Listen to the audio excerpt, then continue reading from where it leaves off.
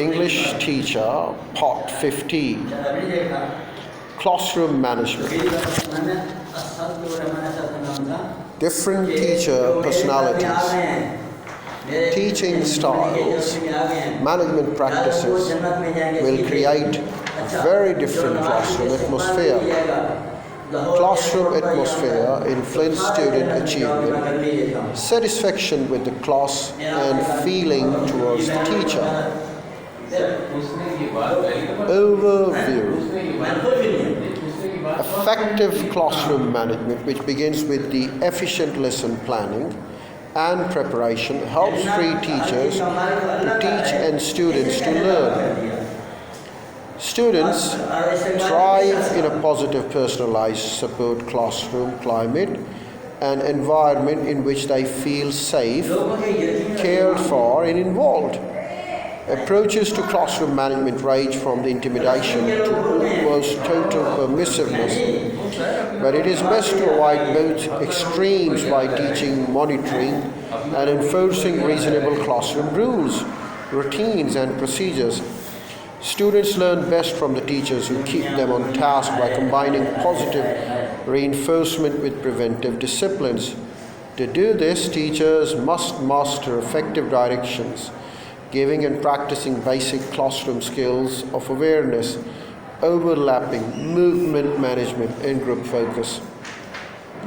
It is critical that as a beginning teacher, you get off to a good start in managing your classroom to avoid being trapped in the nice guy syndrome.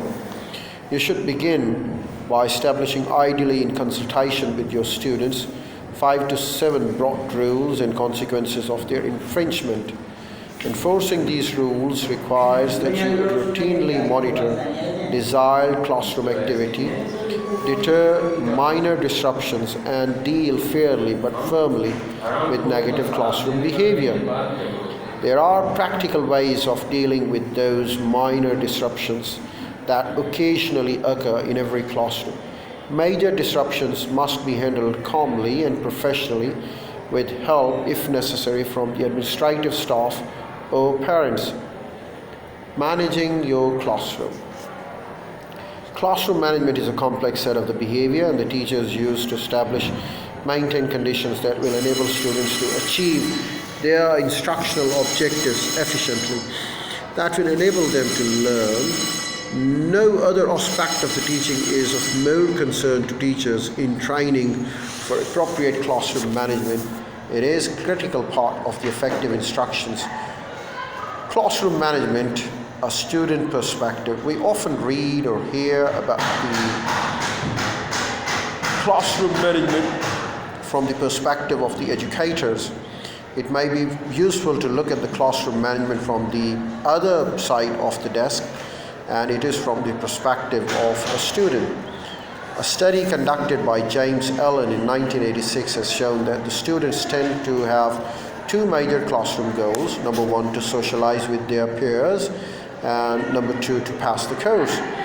In classrooms in which the academic demands are low, students tend to focus on having fun, socializing to reduce boredom. In classes in which in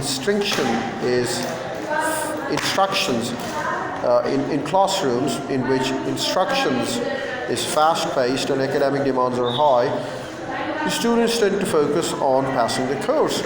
They like best those classes that give them opportunities to socialize while learning interesting content. Well, there are a few points to ponder. Without ever losing sight of the instructional objectives, how might I introduce classroom activities that involve participation? Points to ponder. Meeting the same condition, how might I introduce classroom activities that involve socializing? Well, we'll get along with some of the examples here. We'll also get along with the case studies. And right now we're putting an end to it. We are going to have the study of teacher effectiveness, a landmark study conducted by Jacob Conan and his associates in 1975-1979 reviewed the classroom management by comparing effective teachers and their well-behaved students with ineffective teachers and made a study on it.